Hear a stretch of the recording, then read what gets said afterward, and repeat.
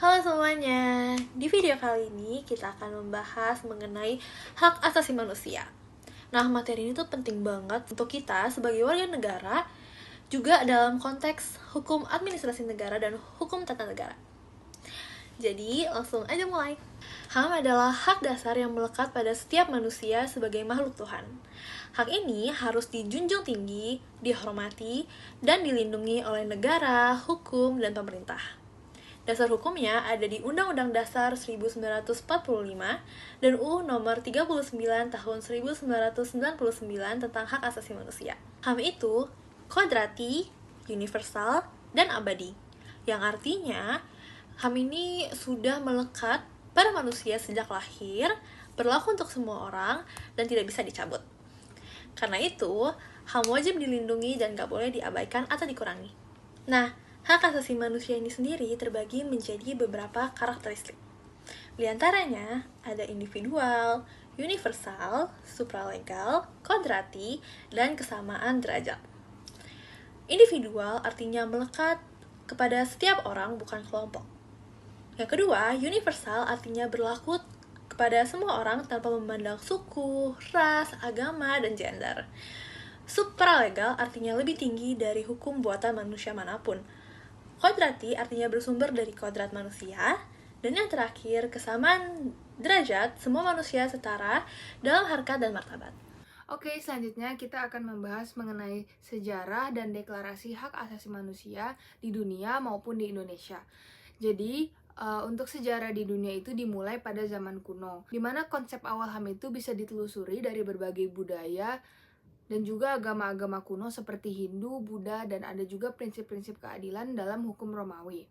Selanjutnya, singkat cerita, pada saat setelah Perang Kedua, kejahatan manusia itu semakin memarak, sehingga beberapa komunitas pada saat perang terjadi adalah mendorong komunitas secara internasional untuk menciptakan perlindungan HAM secara global. Nah, selanjutnya untuk deklarasi secara mendunia, biasa disebut juga dengan DUHAM atau Deklarasi Universal Hak Asasi Manusia, dimulai pada tanggal 10 Desember 1948 dan disahkan oleh Majelis Umum PBB di Paris.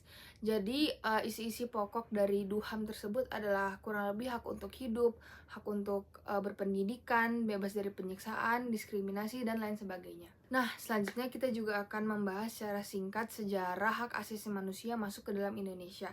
Jadi, sejarah tersebut mulai pada zaman pra-kemerdekaan, di mana pada saat itu para pahlawan tengah berjuang untuk melawan penjajahan dan menjadi bentuk awal kesadaran hak asasi manusia bagi mereka.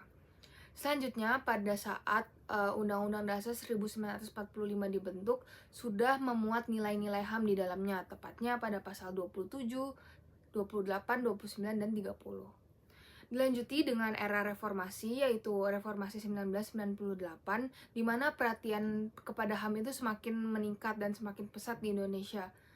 Sehingga lembaga-lembaga Indonesia mulai terbentuk yang memfokuskan kepada hak asasi manusia, guna untuk memperkuat perlindungan hak asasi manusia itu sendiri. Nah, selanjutnya, Deklarasi Hak Asasi Manusia di Indonesia itu tercantum pada Undang-Undang Nomor 39 Tahun 1999 tentang Hak Asasi Manusia, di mana undang-undang ini disahkan untuk mengatur dan melindungi juga menegakkan HAM di Indonesia. Selain itu, HAM ini juga memberikan hak sipil, politik, ekonomi, dan lain-lain kepada kelompok-kelompok yang rentan seperti anak-anak, penyandang disabilitas, perempuan, dan lain-lain. Adapun kelanjutannya pada amandemen yang kedua tahun 2000 pada Undang-Undang Dasar 1945, di mana pasal 28A sampai 28J secara khusus mengatur HAM secara eksplisit atau secara terang-terangan. Terakhir, ada juga Komnas HAM atau Komisi Nasional Hak Asasi Manusia yang didirikan pada 1993 melalui keputusan Presiden, yang dimana mereka bertugas untuk menyelidiki, memantau, dan menyarankan kebijakan terkait hak asasi manusia.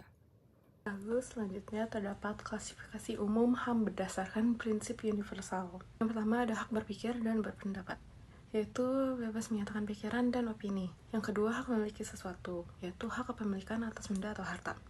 Yang ketiga, hak pendidikan dan pengajaran, yaitu hak mengikuti pendidikan formal dan informal. Yang keempat, hak beragama atau berkeyakinan, yaitu bebas memilih dan menjalankan agama atau kepercayaan. Yang kelima, hak hidup, yaitu hak paling dasar dan dilindungi oleh negara. Keenam, terdapat hak atas kemerdekaan hidup, yaitu kebebasan menentukan hidup dan tidak ditindas. Yang ketujuh, terdapat hak atas nama baik, yaitu dilindungi dari pencemaran atau fitnah. Lalu yang terakhir, kedelapan, hak memperoleh pekerjaan, yaitu hak atas pekerjaan yang layak dan adil. Lalu selanjutnya, terdapat human rights dalam konstitusi atau UUD 1945. Yang pertama, terdapat hak yang tidak dapat dikurangi atau non-degradable rights, yaitu hak-hak yang tidak boleh dilanggar dalam keadaan apapun.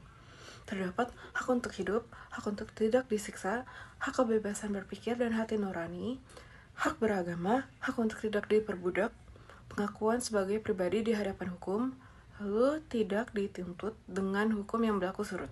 Lalu yang kedua, terdapat hak sipil dan politik. Terdapat 13 butir utama.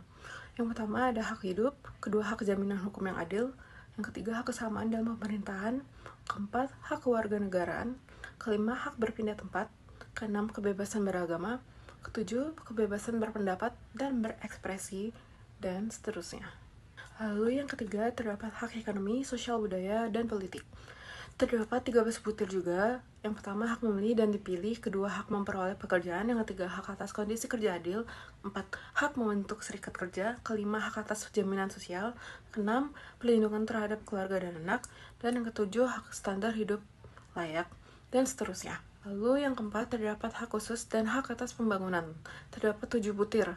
Yang pertama terdapat perlindungan anak, kedua perlindungan perempuan, ketiga penyandang disabilitas, keempat kelompok rentan atau minoritas, kelima korban berencana, keenam akses terhadap sumber daya alam, ketujuh hak atas pembangunan berkelanjutan. Yang kelima terdapat tanggung jawab negara dan kewajiban asasi manusia. Terdapat 4 butir.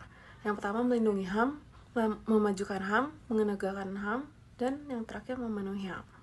Yang selanjutnya adalah Human Rights Violation atau pelanggaran HAM.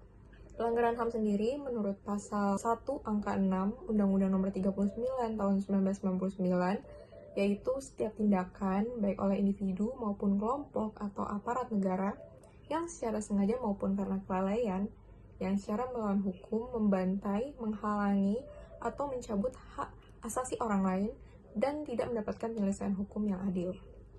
Untuk jenis pelanggaran HAM sendiri secara umum dibagi menjadi 2 jenis, yaitu pelanggaran HAM biasa dan pelanggaran HAM berat. Dalam pelanggaran HAM berat itu mencakup 2 kejahatan besar, yaitu genosida dan kejahatan terhadap kemanusiaan. Kejahatan genosida yaitu perbuatan untuk menghancurkan seluruh atau sebagian kelompok, bangsa, ras, etnis, atau agama melalui yang pertama itu ada pembulian anggota kelompok, penyiksaan fisik atau mental, menciptakan kondisi yang memusnahkan suatu kelompok, mencegah kelahiran dalam kelompok, dan memindahkan anak-anak secara paksa ke kelompok lain. Lalu yang selanjutnya itu ada kejahatan dalam kemanusiaan atau terhadap kemanusiaan, yaitu perbuatan sistematik yang ditunjukkan langsung penduduk sipil melalui pembunuhan, pembudakan, pemusnahan, pemindahan penduduk secara paksa, lalu penyiksaan, kekerasan seksual, dan penghilangan orang, dan juga diskriminasi politik, ras, agama, dan lainnya. Untuk pengadilan HAM di Indonesia sendiri telah dibentuk setelah reformasi 1998 lewat Undang-Undang Nomor 26 Tahun 2000. Kasus pelanggaran HAM berat seperti pembumi hangusan di Timur Timur menjadi latar belakang dibentuknya pengadilan ini sebagai alternatif dari Tribunal Internasional. Seperti yang kita tahu, pelanggaran HAM tidak hanya soal hukum, tapi juga soal keadilan dan kemanusiaan. Nah, untuk memahami bentuk dan proses hukumnya adalah langkah awal untuk menjunjung tinggi hak asasi manusia. Jadi, marilah menjadi bagian dari masyarakat yang sadar dengan HAM. Sekian dari kelompok kami, terima kasih.